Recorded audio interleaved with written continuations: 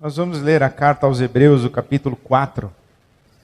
Carta aos Hebreus, o capítulo 4. E se você acompanhou os últimos 2 domingos, esse é o terceiro, acho que nós estamos conversando um pouco sobre as angústias, as aflições da nossa alma e como as aflições da nossa alma colocam em xeque a nossa fé, a nossa experiência de Deus, a nossa caminhada na oração. Eu disse que há 2 domingos, mais ou menos não, há 2 domingos, eu lhes falei sobre religião e evangelho. E domingo passado falei sobre a oração. E hoje gostaria de falar sobre essa maravilhosa experiência e oportunidade de buscar a Deus na certeza de encontrarmos a sua misericórdia e recebermos a sua graça. Então estou no capítulo 4 da carta aos Hebreus, e daí o verso 14, e a palavra de Deus nos diz assim: portanto, visto que temos um grande sumo sacerdote que adentrou os céus, Jesus, o Filho de Deus, apeguemo-nos com toda a firmeza à fé que professamos. Pois não temos um sumo sacerdote que não possa compadecer-se das nossas fraquezas, mas sim alguém que, como nós, passou por todo tipo de tentação, porém sem pecado. Assim, aproximemo-nos do trono da graça com toda a confiança, a fim de recebermos misericórdia e encontrarmos graça que nos ajude no momento da necessidade. Vamos orar? Deus nosso Pai, a Tua palavra está diante de nós e pedimos-te que pelo Teu Espírito Santo ela produza fruto em cada um de nós. Pedimos assim para o nosso bem, mas pedimos assim para a Tua glória. Para a Tua glória. Em nome de Jesus. Amém. Aproximemo-nos do trono da graça com toda a confiança, a fim de recebermos misericórdia e encontrarmos graça que nos ajude no momento da necessidade. Talvez a sua Bíblia tenha a tradução no momento oportuno, na hora certa. E a Nova Versão Internacional escolheu essa tradução, o momento da necessidade. Mas qual é o momento da necessidade? De que necessidade ele está falando? E que tipo de ajuda Deus nos oferece nessa necessidade? Certamente ele não está pensando que o momento da necessidade é aquele dia em que você está fazendo uma entrevista de emprego, não é o dia em que você está fazendo a prova do vestibular, não é o dia em que você está parado na 23 de maio ou na Marginal e começa a cair o dilúvio. Não é disso que ele está falando. O momento oportuno não é o momento do sequestro relâmpago. O momento oportuno, ele não pensava nessas coisas. Ele não estava pensando nas circunstâncias da nossa vida. Como se nós gritássemos a Deus e Ele viesse para remediar a nossa situação. Quando lemos a Bíblia, a gente precisa prestar atenção nos detalhes. E aqui nesse texto, um detalhe que não pode passar despercebido é o portanto do versículo 14. Portanto, isso significa que tudo que ele vai dizer a partir do portanto tem a ver com tudo que ele disse antes. Ele vem desenvolvendo um raciocínio. E a partir do raciocínio que desenvolve, ele diz: portanto, apeguemo-nos com firmeza à fé que professamos e aproximemo-nos do trono da graça, a fim de encontrarmos misericórdia. O que é que acontece em nossas vidas que nos coloca nessa situação de necessidade de nos apegarmos à nossa fé e de nos aproximarmos do trono da graça de Deus? Se você olha essa carta aos Hebreus, ninguém sabe quem escreveu essa carta. Orígenes, lá no 3º século, disse, na verdade, que só Deus sabe quem escreveu essa carta aos Hebreus. E essa é uma carta que não foi escrita para uma igreja específica, para uma localidade específica, mas para os judeus convertidos. E no capítulo 1, o autor da carta se preocupa em mostrar a primazia de Jesus sobre os anjos dos céus e também desenvolve um raciocínio demonstrando a primazia de Jesus, inclusive sobre Moisés. E aí, então, ele começa a fazer uma comparação entre a jornada do povo de Israel, que sai do Egito em direção à terra prometida, Canaã, mas fica perambulando e peregrinando no deserto durante 40 anos, passando as suas dificuldades, e inclusive praticamente toda a primeira geração que sai do Egito, é liberta da escravidão do Egito, morre no deserto e não chega na terra prometida. O autor dessa carta aos Hebreus está dizendo, olha, é possível que você saia do Egito e não chegue ao melhor de Deus para a sua vida. É possível que você atravesse também um deserto e que enquanto atravessa o deserto, você acabe se perdendo de Deus e não desfrute do descanso, da bênção e da bondade de Deus para você. Olha aí, por exemplo, o capítulo 2, o versículo 1, ele diz assim: por isso é preciso que prestemos maior atenção ao que temos ouvido, para que jamais nos desviemos. Está fazendo uma advertência, cuidado. Vocês vão acabar se desviando de Deus. Capítulo 2, versículo 18. Por que é que vamos nos desviar de Deus, ou corremos o risco de nos desviarmos de Deus? Porque estamos em tentação. E o que é a tentação? A tentação é justamente esse momento quando nos aparenta melhor fazer qualquer outra coisa do que fazer a vontade de Deus. Porque fazer a vontade de Deus contraria uma expectativa, um desejo, uma condição, exige um sacrifício. E quando nos vemos nessa situação, a vontade de Deus é colocada sob júdice e parece não ser a melhor coisa. Esse é o momento da tentação. Capítulo 2, versículo 18. Estamos sendo tentados. Assim como aconteceu com o povo de Israel no deserto. Capítulo 3, versículo 8. O final do versículo 8 diz que durante o tempo da provação no deserto. Ele está comparando a nossa vida aqui a uma travessia do deserto.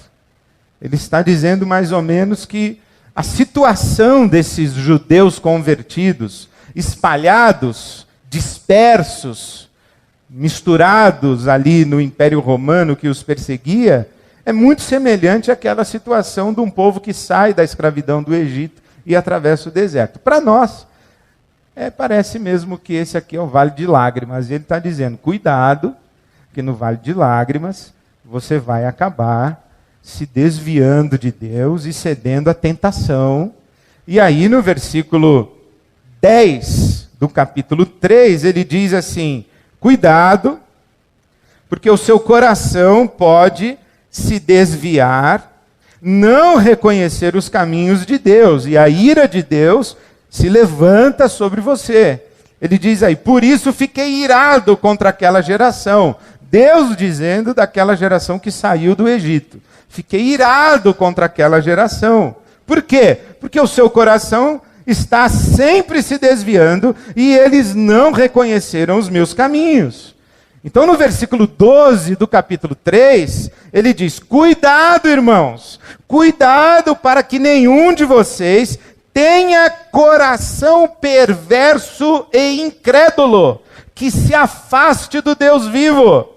Ao contrário, encorajem-se uns aos outros todos os dias, durante o tempo que se chama hoje, de modo que nenhum de vocês seja endurecido pelo engano do pecado. Capítulo 3, versículo 16. Deus está se referindo àquela geração que saiu do Egito, atravessou o deserto, rumo à terra de Canaã. Capítulo 3, 16. Quem foram os que ouviram e se rebelaram? Não foram todos os que Moisés tirou do Egito? Contra quem Deus esteve irado durante 40 anos? Não foi contra aqueles que pecaram, cujos corpos caíram no deserto, isto é, morreram no deserto? E a quem jurou que nunca haveriam de entrar no seu descanso? Não foi a aqueles que foram desobedientes? Vemos assim que por causa da incredulidade não puderam entrar. Aí já temos umas palavrinhas mais complicadas. Rebeldia, rebelião, desobediência, incredulidade. O autor da carta aos Hebreus está dizendo, cuidado, você vai ter o seu coração endurecido pelo engano do pecado, você vai acabar deixando que o seu coração se torne perverso e incrédulo, e você vai se tornar desobediente. Capítulo 4, versículo 2. As boas novas foram pregadas também a nós, as mesmas que foram pregadas a eles, estão sendo pregadas a nós. Mas de nada adiantou a eles, de nada lhes valeu. Por quê? Porque não foi acompanhada de fé por aqueles que a ouviram. Incredulidade. Capítulo 4, versículo 6. Portanto, resta entrarem alguns naquele descanso, e aqueles a quem anteriormente as boas novas foram pregadas, não entraram por causa da desobediência. Capítulo 4, versículo 11. Portanto, esforcemo-nos por entrar nesse descanso, para que ninguém venha a cair, seguindo aquele exemplo de desobediência. Capítulo 4, versículo 14. Portanto, visto que temos um grande sumo sacerdote que adentrou os céus, Jesus, o Filho de Deus, apeguemo-nos com toda a firmeza à fé que professamos, pois não temos um sumo sacerdote que não possa compadecer-se das nossas fraquezas, mas sim alguém que, como nós, passou por todo tipo de tentação, porém sem pecado. Assim, aproximemo-nos do trono da graça com toda a confiança, a fim de recebermos misericórdia e encontrarmos graça que nos ajude no momento da necessidade. Ora, qual é o momento da necessidade? O momento em que a fé está vacilando. Qual é o grande risco que estamos correndo? O risco de perder a fé. O risco de nos tornarmos incrédulos. O risco de nos tornarmos desobedientes, o risco de nos tornarmos rebeldes, o risco de darmos as costas para Deus. E é possível sim, que nas circunstâncias da sua vida, parênteses, principalmente quando você alimenta a respeito de Deus expectativas que não deveria alimentar, você espera de Deus coisas que não deveria esperar. E aí você passa pelo tempo da necessidade, da angústia, da tribulação, simbolizado ou representado pelo deserto. E aí você começa a ficar amargurado e amargurada com Deus. Você não vai blasfemar de cara, você vai ficar amargurado. Aquele um pouquinho ressentido, assim. Por que a gente está passando por isso? O que Deus quer? Você começa a orar de maneira assim, temerosa, mas um pouquinho audaciosa, dizendo, Deus, não estou entendendo qual que é a sua. Onde o Senhor quer chegar? O que o Senhor quer me ensinar? O que o Senhor está querendo fazer? E aí você fica dizendo assim para Deus, estou aqui, me ensina, não estou recusando não, Deus. Fala comigo. Por que está acontecendo isso? Por que o Senhor está deixando isso acontecer? Só que aí já tem uma certa oração assim piedosa, mas um pouquinho misturada com a murmuração, sabe? E com uma queixa de que Deus está deixando a dele e não está fazendo aquilo que lhe compete ou aquilo que você espera que ele faça. Aí brota aquela certa amargura no seu coração. Aí sabe o que vai acontecendo? Você vai esfriando. Você vai esfriando. Seu coração, que era quente em relação a Deus, ele vai esfriando. Aí você que buscou tanto na palavra, você já não lê tanto a palavra. Você que buscou tanto em oração, você já não ora tanto, porque você já orou, né? Você que estava comprometido em servir, comprometido e se dedicando, na hora em que você precisa, não vem o que você espera, aí você tira o pé do acelerador e de uma pessoa engajada, você se torna praticamente uma observadora das experiências de fé. Aí você liga o seu radar e começa a pensar e ver o que está acontecendo com os outros, mas você já esfriou. A partir de um momento, você não apenas esfriou, mas você se tornou cínico e cético. Quando alguém diz para você assim, Deus te ama, você dá um sorrisinho. Deus é bom, você... Só se for com os outros. Deus está cuidando de você. Você acredita mesmo nisso? Aí o seu coração já está bem machucado. Você saiu daquela leve murmuração, caiu no esfriamento e chegou num estado de descrédito, ceticismo. Você dá de ombros. Praticamente o evangelho para você se torna apenas e tão somente algo que está dentro de você como uma experiência cultural, do mesmo jeito que está dentro da gente ser brasileiro. Mas a gente já não canta mais, sou brasileiro. Não, já. Daqui a pouco você está com raiva de brasileiro. Você não quer mais saber de igreja, você não quer mais saber de pastor, você não quer mais saber da fé, você não quer mais saber de Bíblia, você não quer mais saber de nada. Você ganha uma certa ojeriza esse negócio todo. E motivos para você justificar esse seu processo de leve murmuração, esfriamento, ceticismo, incredulidade e rejeição, rompimento, ojeriza, não lhe faltam. E aí o próximo passo, sabe qual é? Você abre mão dos seus valores morais. E você vai para a Babilônia. Por que você abre mão dos seus valores morais? Porque se Deus não está aí para te ajudar, é bem provável que Ele também não esteja aí para te julgar.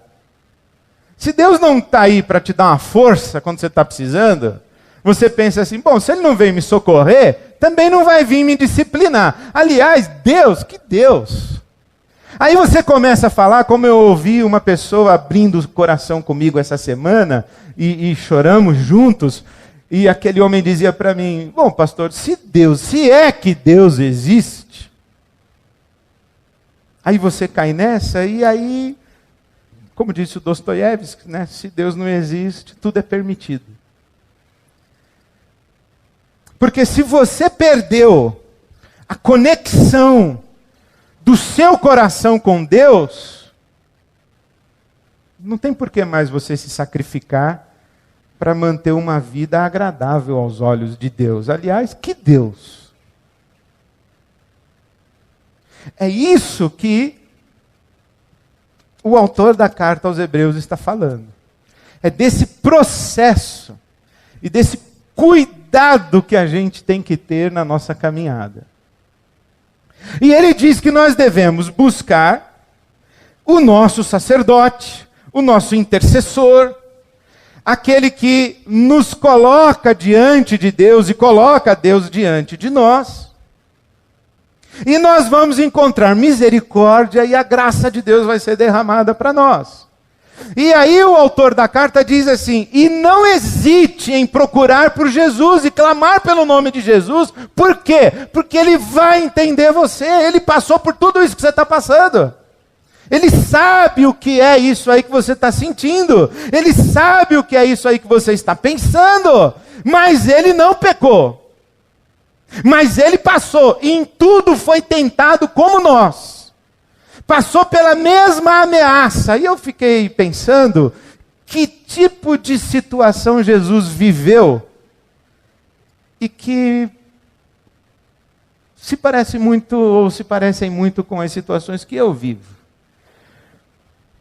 Que tipo de situações Jesus enfrentou e que se assemelham às minhas situações? Em que ocasião assim da minha vida Jesus olharia para mim e diria: calma que eu já passei por isso. Por exemplo, Jesus passou pela solidão. A solidão é um dos momentos onde a nossa fé é questionada em termos radicais. Pensa o seguinte: a senhora acabou de ficar viúva. Hoje é o dia do sepultamento do marido daquela senhora. A igreja está reunida, nós estamos em oração, ela está recebendo abraços, beijos, palavras de consolo, tem gente chorando com ela, mas o marido dela acabou de ser sepultado, ela volta para casa, a igreja não vai. No dia seguinte, algumas amigas ligam. No outro dia, mais 2 amigas ligam para ela, mas agora anoiteceu e ela está no quarto. E ela precisa mexer no guarda-roupa do marido. A igreja não está lá. Não tem ninguém no telefone. Não tem música. Não tem nada. Agora imagine dali a 1 mês, que todo mundo já se acostumou que ela ficou viúva. A vida seguiu. A vida seguiu. Até porque já outra notícia chegou. E aquela senhora que ficou viúva, em 1 mês se tornou notícia velha, problema velho, e agora vai ter que encarar a sua solidão. Hoje de manhã eu disse que sofrimento não me assusta, eu acho que sofrimento faz parte. E sofrimento não abala a minha fé. Quando eu ouço que alguém está sofrendo, isso não abala a minha fé. Eu não fico perguntando mais onde está Deus, aquele drama e tal. Já passei essa fase da minha vida. Mas o que me abala, que me machuca, é saber que tem alguém sofrendo sozinho. Porque aí eu fico perguntando assim, onde o cristianismo não está funcionando? Não tem gente solidária, generosa, não se construíram relacionamentos de afeto para que ninguém atravesse o deserto na solidão. Isso me machuca. Mas a solidão é uma coisa que Jesus vai dizer assim: já passei por isso. Eu já fiquei sozinho com o meu pai muitas vezes. E não foi por falta de pedir ajuda, não. Eu pedi. E não pedi para qualquer um. Eu pedi para Pedro, Tiago e João. E eles me deixaram sozinho no Getsemane. Já passei por isso, calma. Não tem nada errado com você. Se a solidão está te oprimindo, tem nada errado com você. Pode ter errado com Pedro, com Tiago e com João, mas com você está tudo bem. E também não tem nada errado com Deus. Pode ter alguma coisa errada com Pedro, Tiago e João, mas com Deus não tem nada a ver, porque Ele está contigo. Calma, eu já passei por isso. Outra coisa que imaginei Jesus passar foi o assédio do mal, que eu também passo, que você também passa. E quando eu digo assim, assédio do mal, não estou falando assim dos demônios que baba. Demônio que baba é fraco. Soldado, é chão do chão. Esse demônio que fica urrando, babando, caindo no chão, esse daí, imagina, um sujeito desse se aproxima de você, você sabe, você acha que está falando com quem? Com um anjo? Com Deus? Que é um mensageiro de Deus? Você já sabe, é o diabo. É algum espírito mau, é uma pessoa perturbada, é algum malvado, é algum maligno. O pior demônio é aquele que chega com palavras sutis de elogio, que fala o que você quer ouvir, que se aproxima cheio de bondade, de solidariedade, dizendo que te compreende, que compreende a sua dor, e chega com o coração cheio de afeto, com palavra doce, palavras cheias de segundas intenções, de maquinações interesseiras para aproveitar o seu momento de vulnerabilidade e crescer em cima de você, te usar, te abusar, depois te cuspir.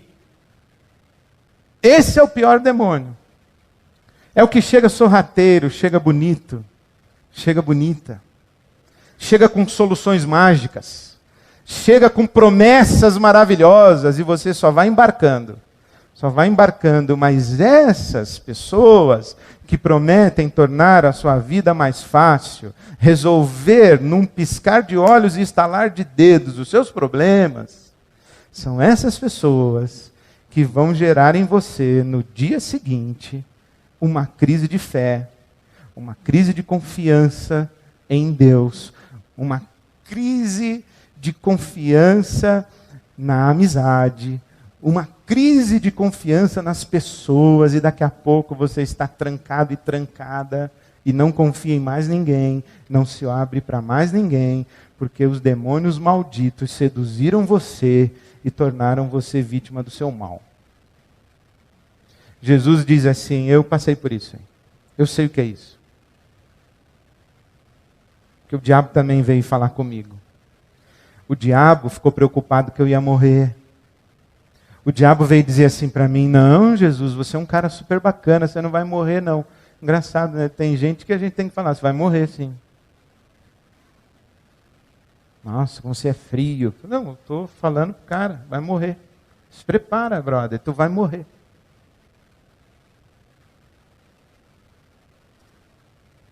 Jesus quer colocar os pés no chão da realidade e o diabo quer tirar os pés de Jesus e levá-los para uma fantasia. O diabo ficou preocupado que Jesus ia morrer. Falou para Jesus: não, Jesus, não vai morrer não. E sabe como o diabo falou com Jesus? Falou pela boca de Pedro. Quando é um gadareno falando, o gadareno é um gadareno. O cara tem 5.000 demônios. Tem uma legião de demônios. Agora o Pedro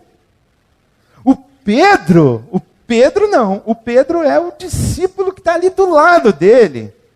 E aí, se você abre a sua Bíblia, capítulo 55 dos Salmos, você vai encontrar assim o salmista dizendo: olha, se fosse o meu inimigo que tivesse me ferido, me insultado, me machucado, me agredido, eu até entenderia, mas foi você.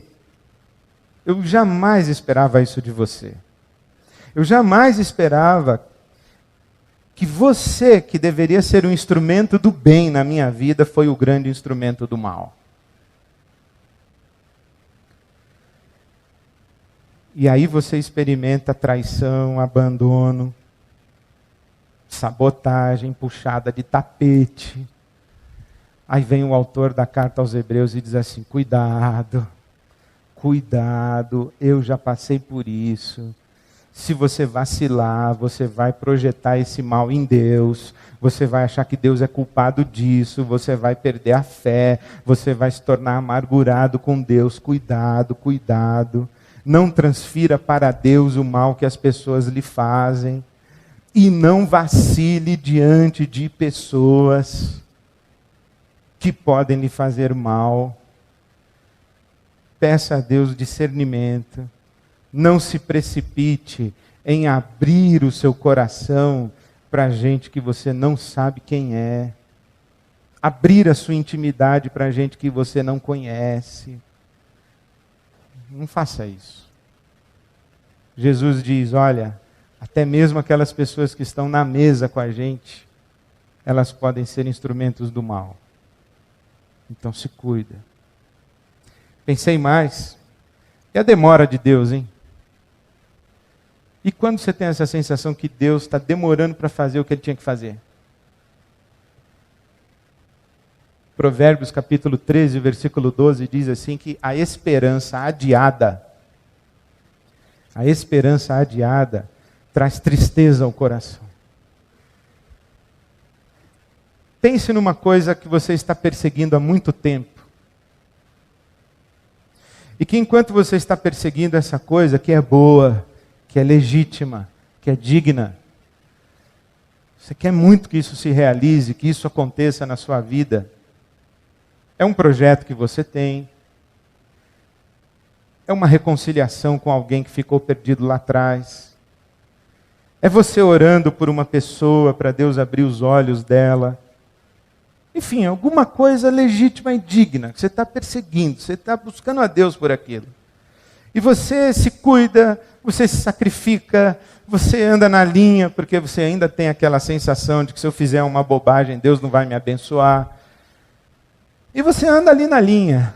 Só que a bênção não vem, a bênção não vem, a bênção não vem, a bênção não vem. E aí você começa a ficar de guarda baixa, começa a lamentar com Deus, o seu coração vai esfriando, você vai se tornando cético, Deus não tem nada a ver com isso, Deus não está nem aí para mim, e a incredulidade vai encontrando lugar e espaço na sua alma.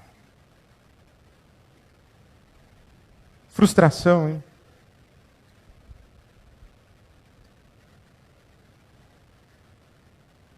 O irremediável. Quantos de nós precisamos conviver com o irremediável? Isto é, o leite já derramou. Filha, você já ficou grávida antes de casar. Pior, você já fez o aborto. Já fez. Agora você se olha no espelho e você pensa assim, fiz um aborto. Era para eu ter uma criança no colo hoje, já devia estar com 7 anos. Não vai ter. Aquela não, pode ser que venha outra. Mas aquela não. Você já fez. Não tem como voltar no tempo. É irremediável, a situação já se consumou, já se consolidou, já está estabelecida, já está posta como verdade. A frustração já se instalou. Aí Jesus diz, calma, passei por isso aí. Não que Jesus fez aborto nem ficou grávido. Mas ele diz, eu sei o que é conviver com alguma coisa que não vai mudar. No dia que eu olhei para Jerusalém, eu chorei. E eu disse, quantas vezes Jerusalém eu quis, mas você não quis. Não tem como mudar o coração de Jerusalém. Não tem como mudar a relação de Jesus com Jerusalém. Jerusalém mata os profetas, apedreja os profetas, e Jerusalém vai crucificar Jesus. Não tem o que fazer. É assim. Ou quando Jesus sai de Nazaré, e perguntam para ele, e aí Jesus, quantos milagres você fez em Nazaré? Nenhum. Por quê? Porque não me receberam lá. E você não está triste? Estou, claro que eu estou triste. Você não vai fazer nada? Não, não tenho o que fazer. Não tenho o que fazer, está consolidado. Eu tenho agora que conviver com essa frustração de querer muito que alguma coisa tivesse acontecido diferente do que aconteceu e paciência. Então ele diz para você, cuidado. Calma, eu já passei por isso. E o inevitável? O inevitável também tem coisas que não tem como evitar. É Jesus no Getsêmani. Senhor, meu pai, se possível, passa de mim esse cálice. Aí o pai olha e diz, não é possível, filho. Não é possível. Foi para essa hora que você veio. Inclusive, queria dizer para você e lembrar para você que a sua morte foi conhecida antes da fundação do mundo. E que a cruz, a sua cruz, ela não está subindo agora no Calvário. Ela é conhecida desde antes da fundação do mundo. Não tem plano B. Isso aí não dá para mudar. Isso aí faz parte do ônus da sua vocação. Eu tomo isso para mim, que eu não acho também que eu tenho isso, nem você. Mas eu tenho para mim assim, que eu falo para Deus, Deus, deixa eu mandar aquele cara lá para aquele lugar. Deus fala, não faça isso, filho. Eu digo, mas só um comentário no Face. Deus fala, não faz, filho. Isso aí não tem nada a ver com você. Você é dos meus. Não se comporte como se você fosse dos deles. Você é dos meus. Não faça o que eles fazem. Não faça como eles fazem. Esse aí é o preço que você tem que pagar para ser quem você é. Para ser o homem que você é, você tem que viver desse jeito. A menos que você não queira ser o homem que você é. Eu digo, não, Senhor, eu quero. Então não faz. Não tem como mexer. Se possível, abre um parênteses aí, Deus fala, não dá. Não tem plano B para você, o seu caminho é esse.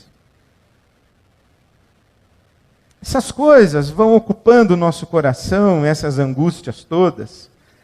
Queria dizer só a última para você, não sei se acontece com você, comigo acontece, de que na nossa luta para a gente andar em retidão diante de Deus, andar segundo a vontade de Deus, convivendo com todas essas pressões, algumas inclusive que nos chegam ao mesmo tempo. Às vezes você está lidando com uma tentação, com uma crise aqui, com uma dificuldade ali, com uma enfermidade do outro lado. Vem tudo misturado. E na nossa luta para não perder a boa, para não perder a cabeça, para não deixar o coração esfriar, para não desanimar, para não dar um pontapé na mesa, para não jogar tudo para o alto, a gente chega num ponto assim de esgotamento. E a gente diz assim para Deus, Deus, não estou aguentando mais. Não é que eu estou dizendo que isso não é verdade, não é que eu estou bravo com o Senhor, é simplesmente o seguinte, eu não tenho mais força. Não vou aguentar mais. Aí vem o autor da carta aos Hebreus e diz, calma, eu já passei por isso. Essa angústia persistente que está no coração da gente. Imagina Jesus no Getsemane. Ele anda para cá. Ô Pedro, Tiago, João, ora aí por mim. Aí ele vai lá, aí ora. Aí ele volta. Ô Pedro, está orando. Ô João, aí ele volta. Aí ora mais. Aí ele volta. E aí, ô Tiago, acorda aí, meu, ora por mim, cara. Aí ele volta. Fico pensando, se eu fosse pastor de Jesus, eu ia falar, ô, para, cara, já orou, está na mão de Deus, relaxa.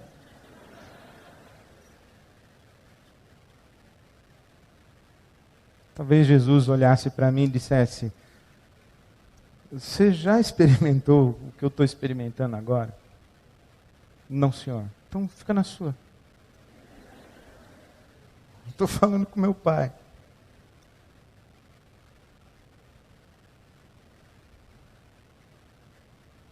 Por isso que o autor da carta aos Hebreus diz, olha, quando você estiver por um fio, quando a sua fé estiver balançando, quando você perceber que o seu coração está esfriando, quando você perceber que começa a tratar Deus com uma mescla de piedade e de murmuração, quando você começa a perceber que já não faz tanto sentido para você buscar as coisas de Deus, quando você começa a colocar os pés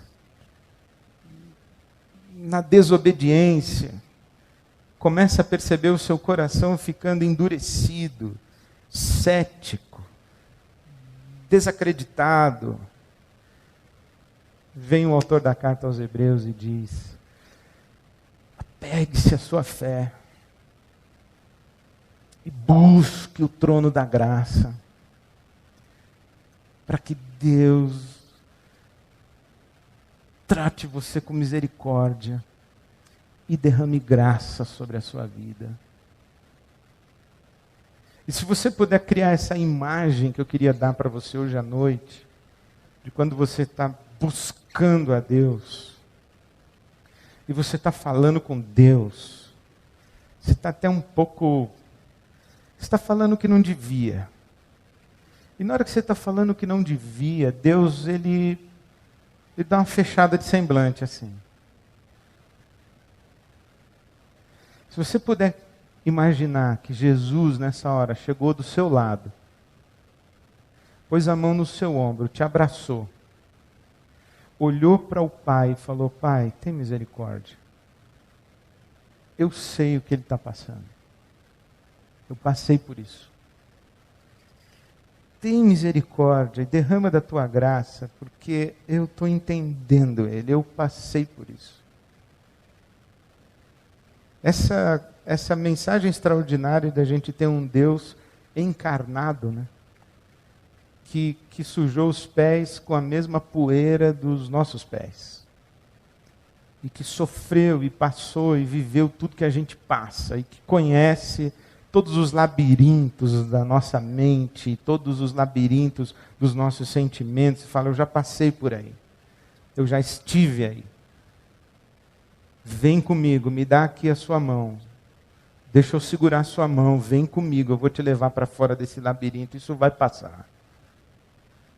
Quando você estiver atravessando assim aquele vale da sombra da morte, se puder imaginar que Jesus abraçou você e falou: vem comigo, confia em mim, eu já atravessei esse vale, eu sei como é que a gente chega lá do outro lado, vem comigo.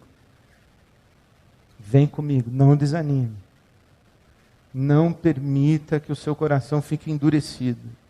Vem comigo, deixa eu levar você, eu já passei por aqui, eu sei como a gente chega do outro lado. Vem comigo, não desanime. Não deixe de buscar o meu Pai é bom e sabe amar. Vem comigo. Não deixe o seu coração se perder e se desviar de Deus. Vem comigo. Eu sei o que você está passando, o que você está sentindo, o que você está vivendo. E eu sei que a gente consegue chegar lá do outro lado, porque eu passei. Tenha bom ânimo. Eu venci o mundo, você vai vencer também. O deserto não é o lugar final. O lugar final do nosso descanso é a terra prometida. Não desanime no meio do caminho.